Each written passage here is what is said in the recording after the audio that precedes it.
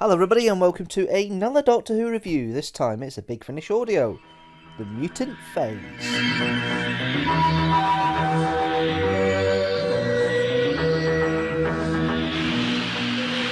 Quick plot synopsis for this story starring Peter Davison as the Fifth Doctor and Sarah Sutton as Nyssa. The Daleks are experiencing a mutant phase. They are mutating into a creature that's able to devour the universe, literally. The Doctor is brought into this via a time corridor, and with the help of two scientist thals, they go back to 2158 to try and stop the mutant phase happening in the first place. It's found that it's from a type of wasp in that time period that Nyssa initially gets stung by when they first arrive there. The wasp DNA has been mutated into the Daleks. The Emperor Dalek asks for the Doctor to arrive on Skaro in the far future.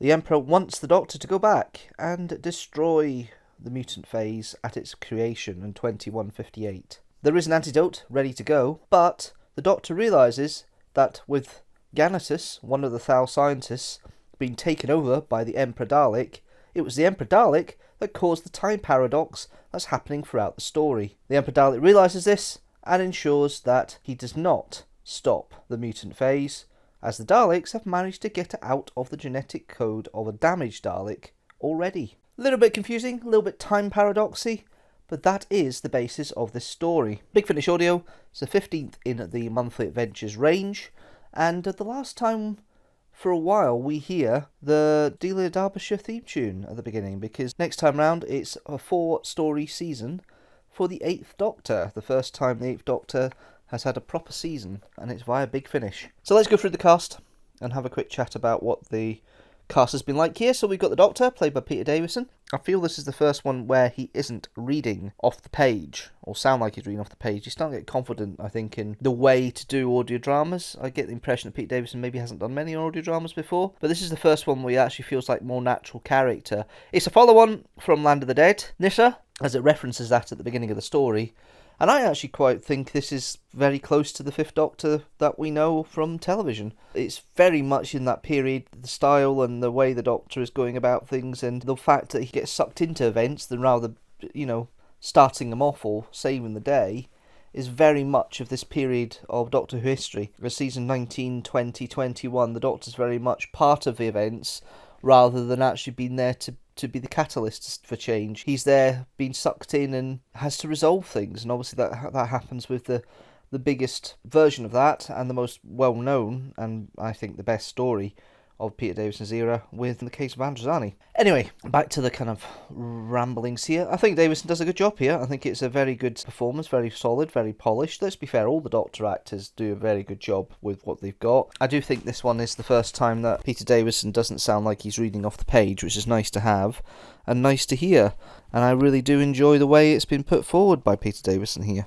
We then have Nyssa, played by Sarah Sutton. A development from the previous story in Land of the Dead. There's a nice synergy happening between Nyssa and the Doctor here, and the fact that Nyssa is questioning a lot more and showing more maturity, which kind of disappears again when you go back in the TV series, but it's nice that she's actually getting a chance to develop her character more in here and actually have a better discussion with things. And the audio medium, I think, works very well for Nyssa's scientific background, because you get a lot of discussion about what's happening for the scientific side of the story through Nyssa's exposition. It's really nicely played. Sarah Sutton, she does well here. It seems that they found a part of the character get Sarah Sutton back into after 20 years of not playing Nyssa, and you're starting to see that come into fruition more with the Nyssa that we're seeing at this point.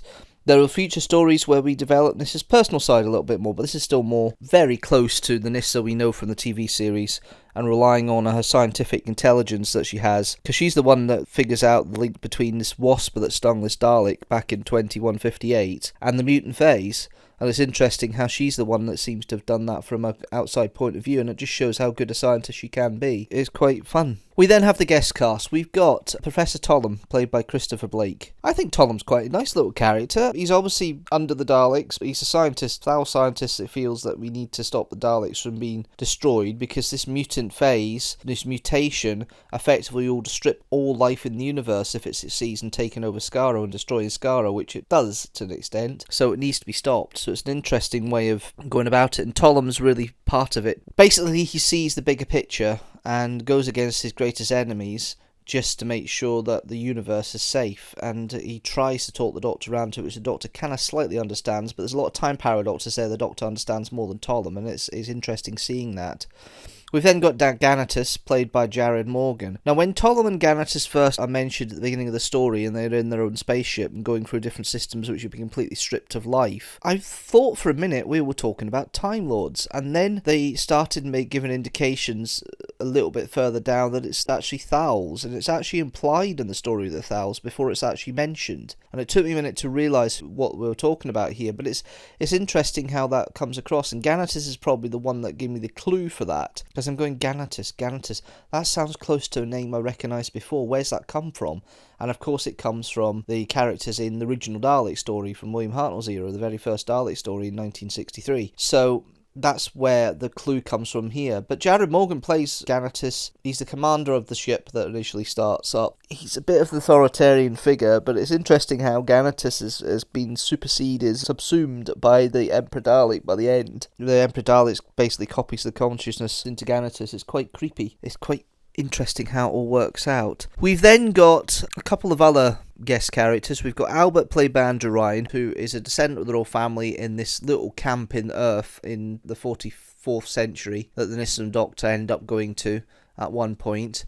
And it's interesting the dynamic of Albert being a kind of Dalek slave, I suppose is the best way of putting it. He's a kind of Dalek slave at this point. Dolores by Sarah Wakefield is a very gung-ho, very spunky inhabitant of this underground camp, and it's interesting how they don't develop much more. It's like a set piece, that underground camp, about how the fact that they're there because of all the mutated Daleks ravaging the Earth, and it seems that the Earth is the only place where they've died because they just continue on elsewhere. It's interesting, but that's down to the chemicals and the genetic modified crops. It's quite got a political element to it in this story. But Dolores is interestingly played by Sarah Wakefield. Nice little character for the episode and the bit she's in. Shame she's terminated, but she's obviously just a plot point, really. We then have Mark Gatiss playing a Roboman and Carl Hendrick. Hendrick knows a lot more from the camp, and Hendrick has an interesting collection of stuff from the earlier Earth periods, including a gun, an automatic pistol, which he tries to use to destroy the Daleks when they turn up to get the Doctor. Nice little cameo role, really, from Mark Gatiss here. I quite like it. We then have Alistair Locke and Nicholas Briggs playing the Daleks. Nick Briggs is playing the Dalek Emperor, and it's the first time we hear the Daleks, the sound what you know from the new series, in a kind of more clarity. I think they're starting to tweak the ring modulator to make it work better. Alistair Locke's nice as a kind of like grunt Dalek, but there's always something off with Alistair Locke's voice when he does it that doesn't quite ring true for me, and it's a shame because he gets better as he goes on, but there's always something slightly off for me in regards to the way the character is portrayed.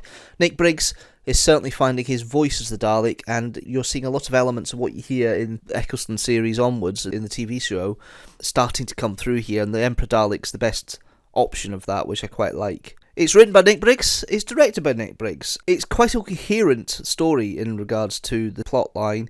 It runs at quite a good pace, you don't get bored. It is a time travelling between different parts. You've got 2158 in Kansas, where the Doctor and Nyssa first land, and Nyssa gets stung by a wasp, which happens to be the same wasp that stung the Dalek that got infected and caused the mutant phase. You've then got 4253, not the 44th century, the 43rd century, which they say is London, 4253. There's an underground camp in London, it's the only place left. It's never referenced in the story it's actually London, so that's interesting. And then, of course, we've got the music, which is also by Nicholas Briggs. This very much has got this kind of early 80s kind of feel to it in regards to the music and the leitmotifs and the points. It's very much a Roger Lim-esque kind of soundtrack for this. The music kind of punctuating the action and actually being any sort of incidental music underneath. It's quite good the way it's been put together. I quite like it. And the direction, all the characters directed brilliantly. I think this is probably why Peter Davison works so well as well, because beforehand the other directors that have been involved with him, they've just let him do his own thing. And I do get the feeling that Nicholas Briggs has given a bit of direction to Peter Davison to get him into the character a little bit better as well, along with Sarah Sutton as well. So I think this is the first time of us seeing a stronger and more coherent direction and style coming from the audio adventures. And after their dalliances in the past to different mediums, one from the magazines and one from the novels, it's interesting having the Fifth Doctor with another aspect that we can work on. It is another one of the Dalek Empire linked stories of the early monthly adventures. It's the third one. We've had the Apocalypse Element, we've had the Genocide Machine, which starred the 6th and 7th Doctors respectively. We needed one for the 5th, because at this point there was only 3 Doctors running, although that's about to change with the 8th Doctor coming in the next story that we review. It's a well-paced story. I think it works quite well. It doesn't stick at any point. You can listen to it quite intently without getting bored. It's actually one of the more interesting and quite fun to listen to. The paradox thing, the temporal paradox, the fact the Doctor stops short of explaining all the ins and outs to Nyssa, is interesting. That keeps that little nice mystery there, which you don't really get much from the Fifth Doctor, because he doesn't really get a chance to explain himself like that, so it's nice having that element too, I think. Yeah, it's a fun story. It's not the strongest of the bunch, but it certainly is more than a take your brain out story in that respect. And there's enough there to have a good listen and a good run, and it is enjoyable. So overall, I would give it 3.5 TARDISes out of 5. Okay, let's see how the Mutant Phase fares against the rest of the Doctor Who stories from the monthly adventures of Big Finish that I've reviewed so far. So 3.5 TARDIS out of 5 is where most of the Big Finish monthly adventures sit at the moment, including The Sands of Time, Phantasmagoria, The Marian Conspiracy, Red Dawn, The Shadow of the Scourge, and The Holy Terror. At the bottom, 2 stories, Land of the Dead and Winter of the Adept at 3 TARDIS out of 5, and at the top, 4.5 TARDIS out of 5 is the Apocalypse Element. That's it from me. Thank you very much for listening and watching this Doctor Who review for Big Finish Monthly Adventures. Have you listened to the Mutant Phase? Leave a comment down below. Did you like it? Leave a comment down below. Did you not really like it? Leave a comment down below. And if you like the video, please like it, share it with the hashtag teamstructor, and hit that subscribe button if you like the channel, and hit that notifications bell so you know when a new video comes out. General new video every Sunday at 4 PM GMT, but not this time. We had the 100th Doctor Who review coming out on Wednesday at 6 PM GMT, which will be The Girl Who Died, which is actually the 100th episode of the revived series of Doctor Who. How interesting is that? Ultimately though, yes, thank you very much. If you want to follow me in socials, at the moment we still have Facebook, we still have X, as it's now called, instead of Twitter, we have Instagram, and we have the YouTube community tab and YouTube itself, and also we have Patreon at patreon.com/Deanstructor. All the socials, please follow them, please do all the usual fun, and yes, I will see you on Wednesday at 6 PM GMT, but until then guys, thank you very much for watching, and you know what? I will see you later.